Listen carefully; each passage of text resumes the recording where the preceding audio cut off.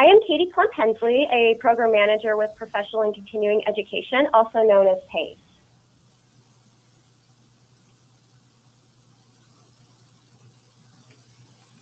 Before we get started, I just want to mention this session will be recorded and will be available for viewing within 24 hours.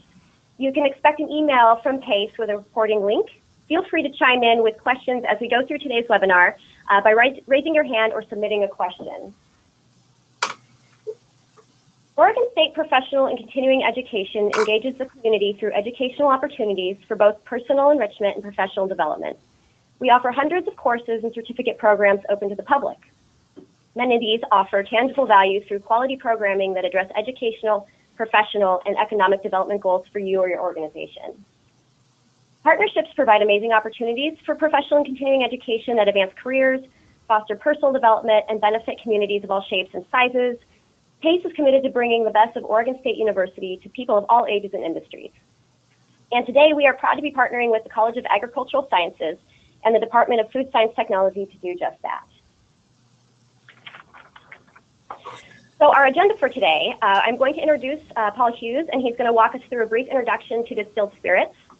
We will have time for questions after the presentation, and then a brief overview of who will benefit from these programs and contacts at PACE if you're interested in enrolling. With that, I would like to introduce today's webinar guest and distilling instructor, Paul Hughes. Paul earned his PhD in chemistry from the University of London and ventured into the brewing research sector in 1990. After working as an industry-sponsored research scientist and principal scientist with Heineken International, Paul moved on to Heriot-Watt University in 2005 as professor of brewing and distilling and director of the International Center for Brewing and Distilling. Paul joined us here at Oregon State University in 2015 to establish a dedicated distilled spirits program. Paul holds an MBA specializing in innovation, and he teaches, trains, and consults internationally. He has co-authored 2 textbooks, one on beer and one on whiskey, 4 patents, and more than 60 peer-reviewed and conference papers. Welcome, Paul Hughes. Thank you. Okay, good afternoon, and it's good to be here to talk about what we want to do here over the next few years. And one of our activities is to work closely with PACE. And our first course up will be Introduction to Distilled Spirits. So if we can move on to the next slide. So if you look at the alcoholic drink sector, we talk about beer, we can talk about wine, but actually when we think about, if you look at spirits, they're actually really diverse as a category. And a common question I get is, have you tried such and such vodka? And, well, no, I haven't, because there are so many of them, and there's so many distilled spirits. And what you see on this chart here is just a very simple way of trying to understand that spirit diversity based on raw materials. I think we can think of a lot of examples of drinks that would actually fit into these categories. We think about sugar cane or beet, we obviously think about rum and cachaça and so forth. Agave, of course, the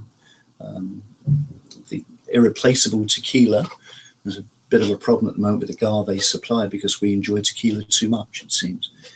Of course, cereals are the basis of many large brands, some vodkas, of course, but also whiskies, Scotch whiskies and American whiskies.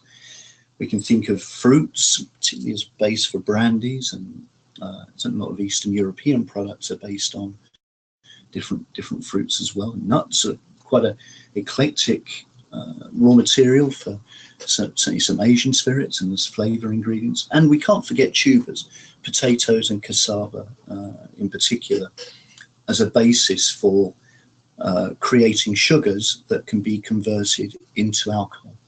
I think I should say that if we're going to make a distilled spirit, I don't think there are any exceptions worldwide that alcohol has to come from a fermented sugar source. So we need an agricultural commodity, such as I've identified here, to create the alcohol base for our products. And then at the bottom, there's a small note there that highlights the fact that we can also add flavors during process. And if we look at the next slide, we can summarize that. There to my mind, there's only two ways in which all distilled spirits are similar. One is what I've already mentioned, the alcohol has to come from an agricultural origin, and the other is that there's a distillation process. Apart from that, the diversity in spirits comes from what we do before distillation and what we do after. You can do some things during distillation as well, but what we do in front of the still and behind the still actually creates this enormous diversity of products that we see in the liquor store. And so we've got options in terms of how we intake our raw materials, and really that defines the layout of the process. If you're making something from barley or malted barley, that's a more involved process than crushing fruit and extracting sugars directly. So there's quite a lot of synergy between process design and the actual raw materials used. And working with cereals, you've got, or also the tequila guys have the same issue.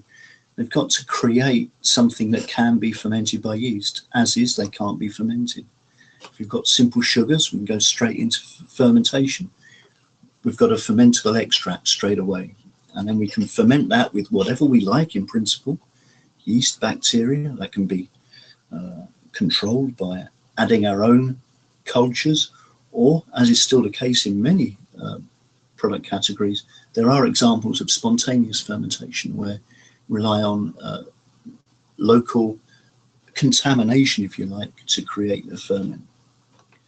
Once we've got that, we're into the distilled spirit distillation stage.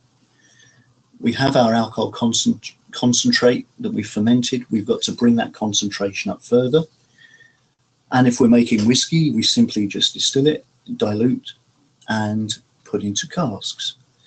If we're making vodka or gin, we might have to redistill that to make the alcohol of sufficient purity to generate the refined products that we're looking for.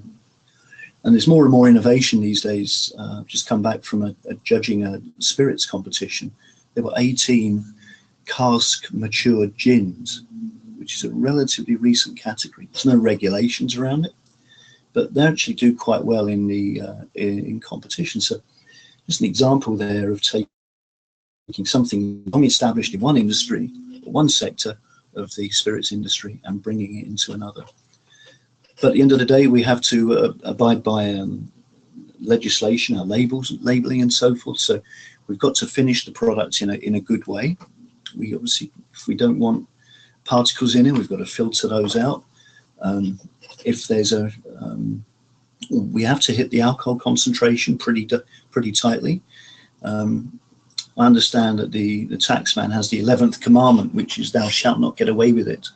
So if there is a disparity between what you report your alcohol should be and what it is, the TTB will come and have a nice conversation with you about that. So finishing the product, absolutely essential. And if we can move on to the next slide, please, Katie.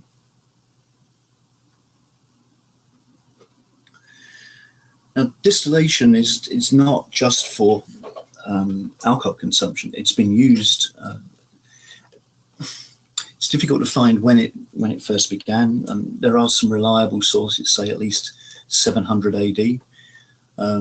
Used, of course, for producing alcohol concentrates and distilled spirits, also bioethanol, and also for removing alcohol for some products if you really need to, like beer and now kombucha.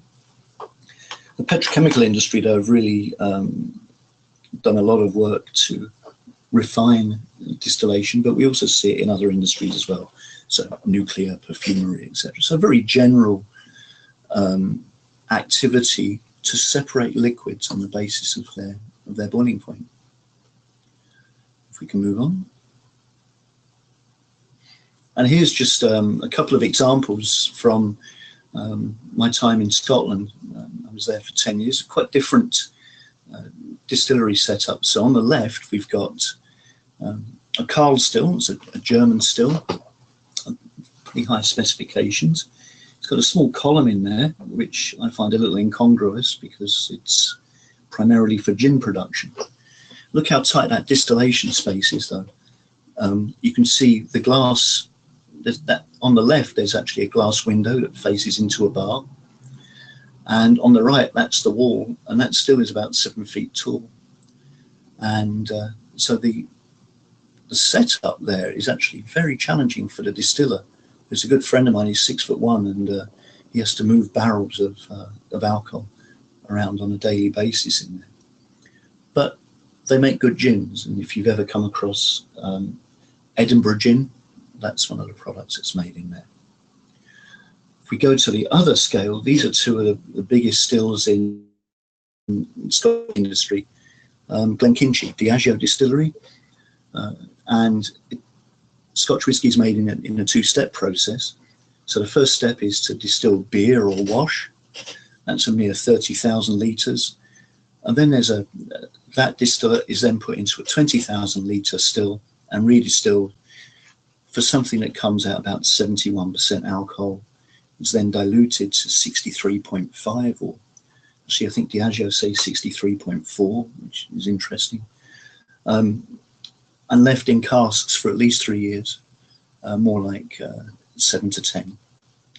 So quite a lot of diversity on a similar theme. They've both got nice bright shiny copper. Copper's not essential, depends on what you're making. Okay, if we move on one. So just want to quickly compare and contrast three spirit categories. Generally, tequila, Scotch and French brandy can take, or will take, years to produce from start to finish. With tequila, all of the risk is up the front.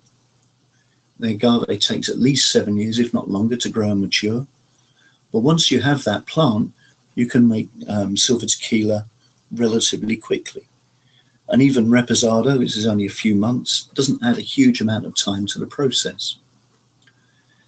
If we compare that with Scotch, we can grow barley in 3 months, we can malt it in a few days, and we can mash it straight away, ferment and distill. But there's a maturation period, and for Scotch it's at least 3 years. We take French brandy. If we harvest grapes this summer, they've got to be fermented and distilled by the 31st of March 2019 to qualify, or certainly for cognac. But again, just crush and recover the juice, ferment, distill. But again, maturation is compulsory. And some, quite a lot of cognacs, for instance, are well over 10 years old. And I recently sent a sample of cognac that went into cask in 1790. And I'm trying to imagine when's a good time to sample that, but I'm not sure I'm worthy to try it. Battle of Trafalgar, for those English historians in the audience. Okay, can we move on? Now, if we take some other spirits, which so I showed you that Edinburgh gin still, and the owner of that said what he liked about it is you could produce it in the morning and drink it in the afternoon. It's not quite that straightforward, but the other end of the spectrum, white spirits.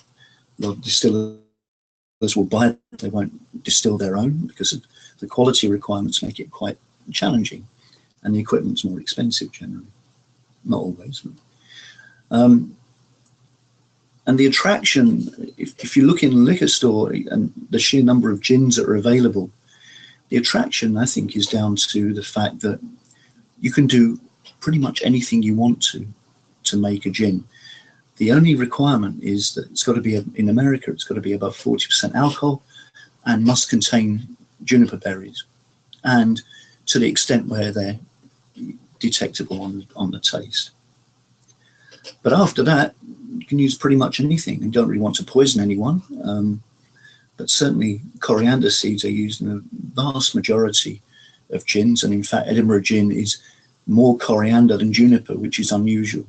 That gives it a peppery character. Then a range of peels, roots, seeds, berries, really whatever you like. Some are very complex, some are very simple, and that makes the category quite exciting. If you do analyze a gin, though, you'll find that all these botanicals contribute about 3 drops of oil per bottle. So you have to be quite careful in producing gin to try and get that consistency going in pack. Okay, can we move on? A number of ways of introducing flavours into gin. We can soak all the plant materials in alcohol and then distill them. Very common way. This is from Bombay Sapphire Distillery, or the old one. And the image there is it's basically a container into which you load all the plant materials, but they don't touch liquid. The alcohol is distilled and the vapor goes through the plant materials and draws out the oil. You get a very different flavor profile there. In fact, one of my master's students is working on that right now. If you've got something like Hendrick's is not a distilled gin. Not all the flavors are distilled, and therefore it cannot be called a distilled gin, because that cucumber flavor is quite difficult to distill in. It's quite a sensitive chemical entity, so it needs to be added into the final product. It can't take the heating. Okay, move on. And there are many ways in which we can compound a product at the end of the post-distillation. And this is, I got this from, I was inspired to this table by LaRousse's Cocktails. And they talk about you can divide up liqueurs on the basis of what the spirit base is and on what flavour you're going to add back to it. So you can see some quite well-known ones there. Bailey's is one of the largest liqueurs in the world by volume. It's a whiskey base with cream and some nut in there, depends on the on which flavour system they're using. On terms of brandy, brandy is used to make advocaat, and you mix that with sugar and eggs. And in fact, that's it's a very traditional liqueur from Benelux, so Belgium and the Netherlands. But again, a huge range of products there, many of which I've never seen, let alone tried. So I guess we've all got to have a hobby. Okay, can we move on from there? If you're going to taste spirits, it's important to have them presented to you in the right way. Whiskey industry, for instance, rarely tastes. Everything's done on the nose. So if you're tasting 20 whiskies, there are issues of overloading the palate. But one of the most important things is to get the alcohol strength right. If you're making neutral alcohol at 96% alcohol, you do not want to taste that neat or even nose it neat. And generally, we dilute spirits down to around about 20 to 23% alcohol, and that helps to release the flavour. And actually, even gin tasting, we would dilute to 23% ABV. It's not the most engaging drink in my view, but in terms of understanding what the flavour nuances are from the botanicals, it seems to be the best way to go. You can add more water, it will release more flavour, but we're getting to a point where we dilute too much and end up with something that's rather bland and insipid in terms of trying to assess what the flavour characteristics are. And that's something we want to look at in a little bit of detail in this 2-day course, is to develop an understanding of how to reliably and responsibly evaluate the taste of spirits. Okay. Great. Thank you, Paul, so much for sharing your expertise with us. We do have a few questions that have come in. The first question we have is, where do you see the field of distilled spirits going? That's a really interesting question. I mean, there's a lot of discussion at the moment about terroir, and in fact, gin is one of the areas we're seeing some interest. The botanicals that go into a gin, for instance, come from far and wide. The European gin manufacturers will use juniper from places such as Macedonia, Spain, Croatia, as they consider them to be the best quality. However, here in the US, and particularly in Oregon, we have a lot of juniper. It's not the same variety, but we're using it for gin production because it's accessible and it does give different flavors. So I think the terroir aspect is quite important, or becoming quite important, not least because a craft producer can't really compete on price with a large-scale producer. So if you're going to maintain a difference in price point in a liquor store, let's say, for instance, you're going to buy Gordon's gin at $10 a bottle, that's a Diageo product, or you're going to buy a bottle of Vivacity at $30 a bottle. Why would you pay 3 times the price for a product? What is driving the price point? So I think a lot more distillers are looking at that. I think as well there's a blurring at the edges between the different alcohol sectors, beer, wine and spirits. During my Heineken days, one of our most popular products in France was Desperados, which was a tequila beer mix. I think if that's done well, that can be a useful avenue, not least because if you get down to below 15% alcohol, you don't need a full license to sell it in a bar. And the Korean spirit soju, we see that sometimes in some bars here in the US. You can sell it in a beer bar if it's below 15%. So I think there's a lot of ways it can go. Great, thank you. Another question, do you need a hardcore science background to start a distillery? No. I think what you do need is a good nose, if possible. You can train your nose. None of us are perfect, and I'm certainly not. But after smelling and tasting things for a while, you do get to develop some skills there. And I think certainly for distilling, attention to detail. So do keep your alcohol logs up to date. Do make sure that you do things consistently and you measure things well and so forth. So these are sort of the qualities that you would see in a scientist, but you don't need to know that if you char a barrel, you're going to get more phenol and less guaiacol, for instance. If that makes sense. And there are some good introductory texts and so forth on some of the science if you want to delve a little deeper. Thank you. Another question we had is, how do your courses differ from, say, like an hour-long mixology course that somebody might take? Okay, so now I'm going to have to retract back a little bit from what I just said in my previous question. There is a bit more detail in what we teach here. I mean, after all, we're university-based. A mixology course is pretty handy if you want to mix drinks. I would say if you want to understand how drinks are fabricated, spirits are fabricated, and just want more detail on the content of what's in your glass and why you would pick product A over product B in a bar, then I think we're probably better placed to do that.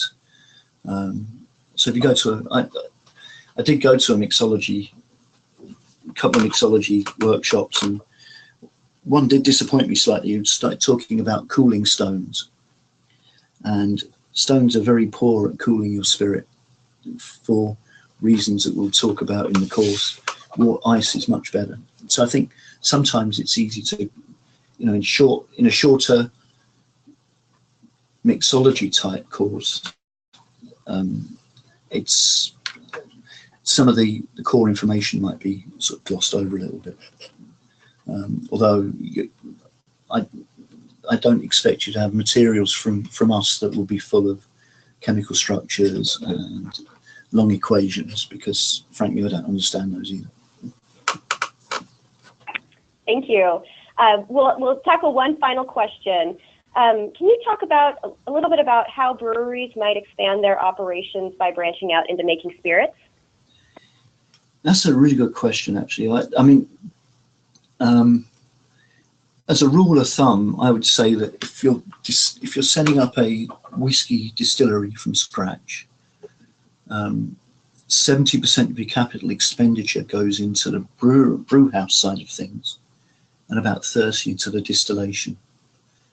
And distillation is also aspects around safety and so forth as well that you have to be mindful of. So if you have a brewery, extending into distillation might involve buying a or two, but there's no reason why someone wanting to go into distilling, whether they have a brewery or not, could actually buy neutral spirit and redistill it. And not all, but a lot of vodkas and gins are made just that way.